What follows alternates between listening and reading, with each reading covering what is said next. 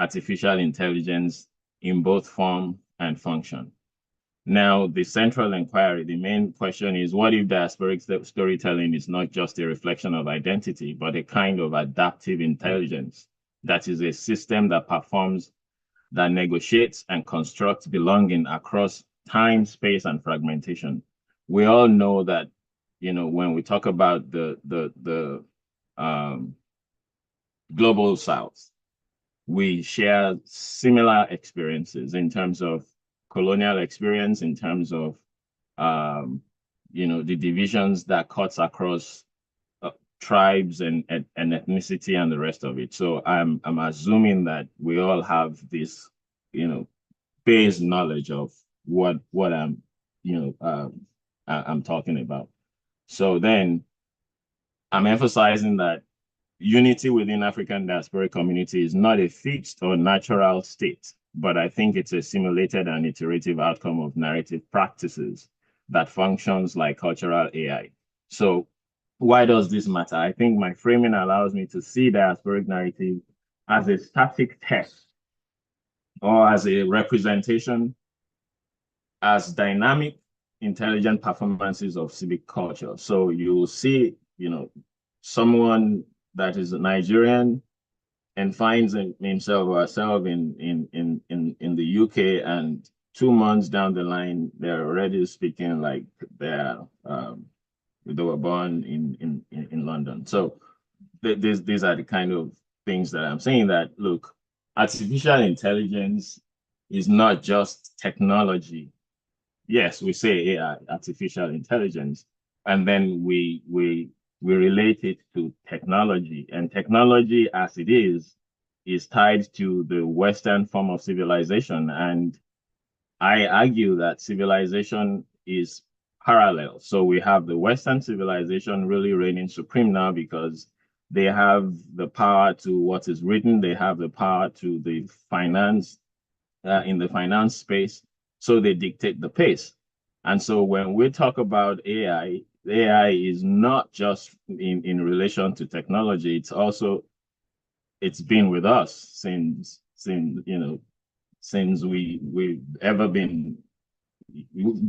existed. So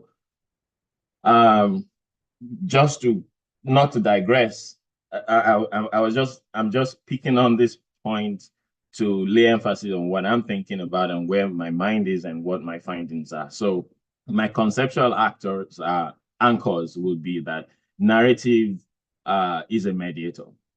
And of course, let me move forward a bit.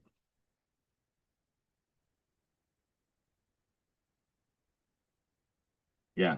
So my conceptual anchors are like narrative as mediator, and then artificiality there is artificiality in communication. And I also feel that this diasporic identity is adaptive, and there are tons of research that that explains that. So it's always shifting, it's hybrid, it's performance, it's across multiple logic. And this description is also very, is something that you can relate with when you're talking about artificial intelligence and how you punch a question into ChatGPT and then it brings out certain things. So it's in the same way that we're always shifting. It's in the same way that we are one day a Christian, another day an African, next day we are Nigerian, the following week we are Igbo, we are Yoruba. The way we shift is also very similar to the way that artificial intelligence kind of operates. And then I explored this research with the root narrative theory, which, the underlying moral value shapes narratives of cohesion. The underlying moral values that we have on it affects and determines whether we want to go in the way of division or we want to go in the way of unity, especially when we're talking politics and in fragmented diaspora. So I also feel that AI is a metaphor. Like machine learning systems, diasporic narratives train identities over time through iteration. through response and adaptation in the same way that I've kind of explained it, producing simulated coherence in the face of structural fragmentation. So to refine this metaphor, future research will integrate sources from critical algorithm studies. And that's where I feel so strongly that the first paper kind of aligns with mine. Noble and Eubanks have been talking about some of these ways of really coming together and pulling resources together in order for us to generate not just an alternative learning, but then, like I said, civilization runs in parallel. So let's not assume that once there is a past civilization that is dead. No, I feel that civilization run in parallel. So the key thematic thread in my research is dwells on fragmentation and unity. It dwells on knowledge transfer as artificial. It dwells on storytelling as civic culture and performing identity. And all of this in the fragmentation and unity part, I am referring to diasporic community as often imagined as unified. But internal divisions are there as in the same way that we have internal divisions in the home countries. So we have linguistics and ideological differences, and these reveal more fractured reality. So we can, in the American space, we can see the examples of the Spanish-speaking community and how they are, mushed together with people in Puerto Rico and things like that. So literary work like Americana and Half of a Yellow Sun further illustrate that unity is often longed for but difficult to sustain. These examples show that unity is less than given, is less a given than a narrative performance. It's a simulation that seeks a bridge deeply plural experiences. So in the same way that I'm thinking of knowledge transfer as artificial in this thematic thread, I feel that one of the critical findings that I wanted to dwell on is that diaspora knowledge doesn't travel intact. The previous speaker mentioned knowledge transfer from home base and then that diasporic travel across the sea. And I say that its transfer is layered with metaphor, its emotion and resignification, and this parallels how AI processes and reshapes data. So if I give if I give an individual an instruction right now, there is an emotion that goes with that that goes with that performance, right? There is a facial expression that goes, that reflects my tone and everything. But you see, when that person is receiving it and transferring that same information to someone else, it's not the same. So there could be an addition to the framing in terms of how the person inflects. There could be a morph, a transition, just because the facial expression was different and deeper and more expressive and more emotional. So all of this kind of thing parallels how AI processes and reshapes data. So I also have storytelling as civic culture. I feel that narrative do more than document. I think they are civic acts that kind of scaffold trust. What kind of stories do we tell about each other? And how, there is also the place of truth. There is also the place of facts. And how does this play out in how we build participation and stage belonging? And mind my words, how we stage belonging. And then I said, performing identity, which is enacted through gesture, the language and adaptation. The diasporic subject becomes both author and algorithm, modulating selfhood into contextually responsive way. So for me, I feel that in my interrogation and conversation, especially when I was reshaping this work, something that really struck me is the fact that this diaspora is already performing artificial intelligence through the way we adapt, through the way we translate and simulate coherence. I think the implication then is for us to expand on, narrative theory to include cultural AI.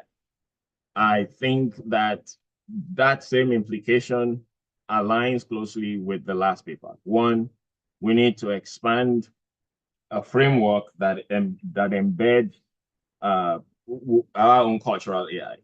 And I am also calling for merging post-colonial thoughts with system thinking. So we need to position storytelling not just as an expression, but as civic infrastructure, so that we are building an intelligent process of composing belonging, not just performing it.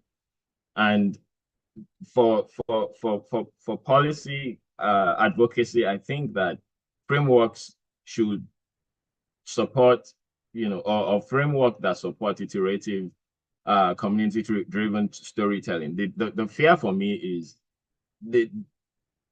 I don't know how much of the positive stories are there than the negatives.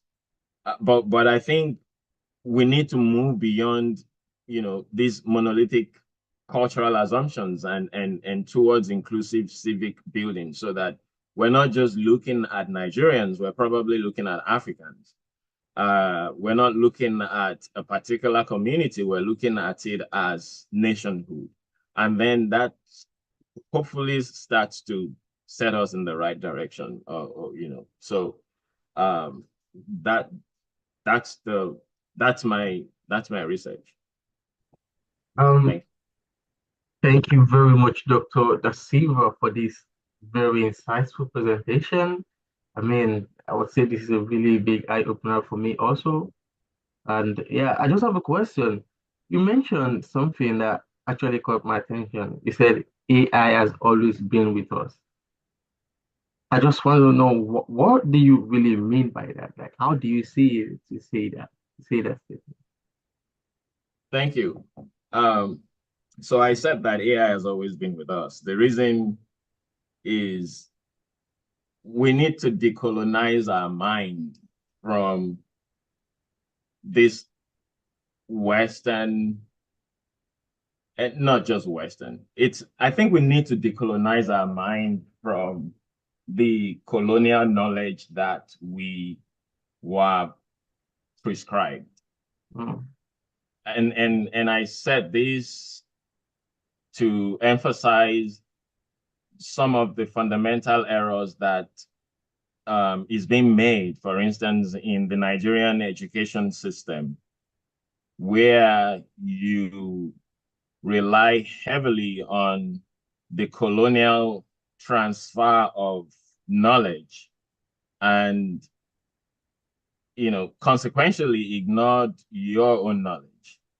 And I Mm. said this leaning on the idea that civilization is in flux. I said that because civilizations run in parallel. And there are examples. We have the Western civilization that produces the capitalist system of government that we run right now, which is positive to an extent. But that's not the focus. The focus is, and I mentioned capitalism because it's a very direct example of what relates, right? Yeah. Yeah. But then you'll also know that there is the Chinese civilization that has run parallel the Western civilization, and the fear is it's about to overtake the Western civilization. So it's not that it's going to relegate it to the backdrop. It just means that it's not going to be as popular, as prominent, as hegemonic as the current, system. Yeah. So the civilization now makes you think that artificial intelligence is only limited and only exists within the technological space. And I'm saying no. And Mm. I'm saying that AI has been with us. AI is cultural to us. We have ways of interpreting it. I mean, we know in history that people can transport themselves from one point to another in split seconds. Yeah. That is, what kind of technology would you describe that? Mm. You don't have the Western language for that description, Yes. but we have a local language for that description. And it's still technology. So if we're looking at it in today's language, in today's understanding, in today's currency, then we'll say that's technology. So we have that knowledge foundation that we relegated to the backdrop. And I mentioned Nigerian education system. I don't want to forget that. The Western region, the education system in the West, the education system in the East, those were the section of the country that benefited, and I mentioned the word benefited, from the British indirect rule, right? Yes. While that was going on, the northern region was not benefiting from indirect rule. They were directly under the, they were allowed to run roughshod, or just do whatever you want. That was the agreement that Lord Lugard had with the Northern Protectorate. So they have a system, they have a civilization that was running parallel at that time. And that civilization had its own education system. So my advice, my comment would be that the Nigerian government should allow the northern system to run the education system, embedded in their civilization. And they would see massive development occur because there is a rich knowledge base in that education, in that system.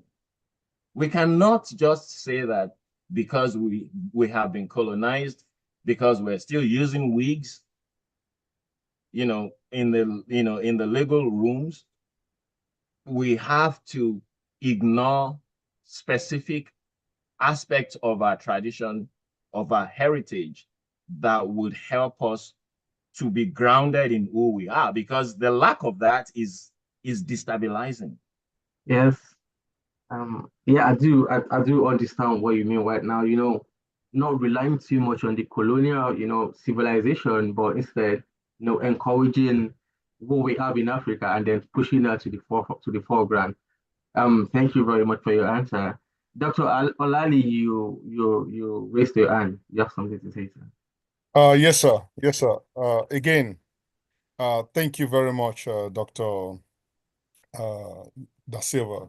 This is another what I call a very classic, illustration of resistance thought or resistance thinking. This is beautiful, and it is interesting that both neither Godwin nor Dr. Da Silva uh, know each other, right?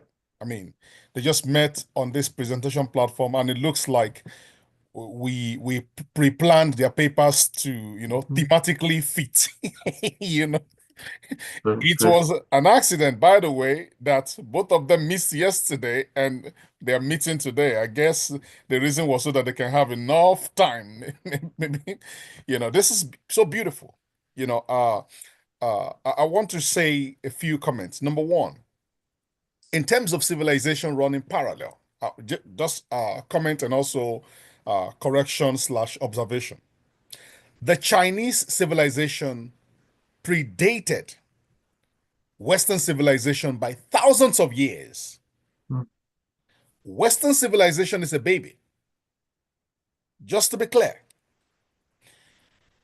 Interestingly, when civilizations are being acknowledged in terms of human development, human progress, yes, the Chinese civilization will be acknowledged, cannot be ignored, cannot be, relegated to the backdrop or denied. Whereas there is enough excuse and convenience to deny the African civilization. This is why we now return again to the argument of the axial age, right? The axial age, where we know human progress, human civilization across the globe, right, existed, right? Authors would describe them happening side by side. But I tell you, it is unarguable that the Chinese civilization predates the Western by thousands of years. The Chinese have had scriptures, they've had writing systems, which, as a matter of fact, systems like the Bible replicated. The stories in Chinese scriptures, which the Bible would later on, thousands of years later, repeat. Most Christians do not know the stories which are in the Chinese scriptures. The Chinese already have ongoing normal stories. In Africa, we'll call them parables, we'll call them fable. The Chinese had those. Then thousands of years later, the Christian scriptures will begin, for instance, with the Hebrew authors, right? Repeating those scriptures. And the question I ask is, and this is not a conversation to begin to repudiate divine revelation, you know definitely that somebody has influenced somebody, right? Just as the Muslim scripture was influenced by the Bible, right? The Muslims, the authors of the Quran had knowledge, good knowledge, awareness about, if not possession, of the Bible, of the existence of the Bible. So they read it. Whoever wrote the Quran had read the Bible. Simple. So who wrote the Bible or portions of the Bible also had knowledge of the existence of scripts that predated or which predated the Bible and Western civilization at large. So that is to point that out. And another thing I'd like to highlight here is the fitness. I don't know. This is radically befitting of the work that the Comparative Heritage Project is seeking to pursue. You know, I am so much appreciative that these papers are coming out at a time as this. You know, this is what the comparative heritage is, profiling. This is what we are asking, that we push the boundaries. I can see the face of our moderator asking, what do you mean by artificial intelligence had existed before now? you know, these are the boundaries we need to push. Do you understand? These are the boundaries we need to push. And thank you once again, Dr. Dasylva. And like I said to Godwin, I hope that your paper, you would push it out as soon as we request for the full manuscript for publication. Thank you once again. We'll continue this conversation, definitely. This is not the end. Thank you very much, Dr. Lally, for the contribution, correction slash suggestion. We really appreciate it. Dr. Godwini, do you have something to say? Not really. I was just impressed by, this outstanding presentation that Dr. Dasylva presented. The research was very good and the implications as well. So I was so glad to learn more from him. Yeah, exactly. And more on the meaning. I liked that part that was that intersected a little bit with my paper somewhere. Yeah, we kind of all touched on what we as Africans need to do, not just relying on colonial education, to interpret everything that we have been doing back there, but also making the meaning from our own understanding that we may need other people to understand from our own way of passing knowledge. So thank you so much for that. Thank you very much, Dr. Godwini. And yeah, I must also say I'm really impressed. This is like really new way of thinking about stuff, just like Dr. Lalia said. Challenged me also to want to look deeper into it and then, see how these things really are. We can't keep downplaying our effort in Africa. I believe we can actually develop it and then, I don't know how to say this, but like the way we carry ourselves, that's the way that we're going to carry us. So if we keep downplaying ourselves as a continent, then we're going to keep being under. So I want to say a really big thank you to everybody for joining today. It was a really nice presentation. The two papers were so insightful. The fact that they had connections was really marvelous. And yeah, I'm really glad to be, part of today's conversation. And on this note, I want to say thank you very much for joining in, and thank you for presenting. Thank you for the contribution.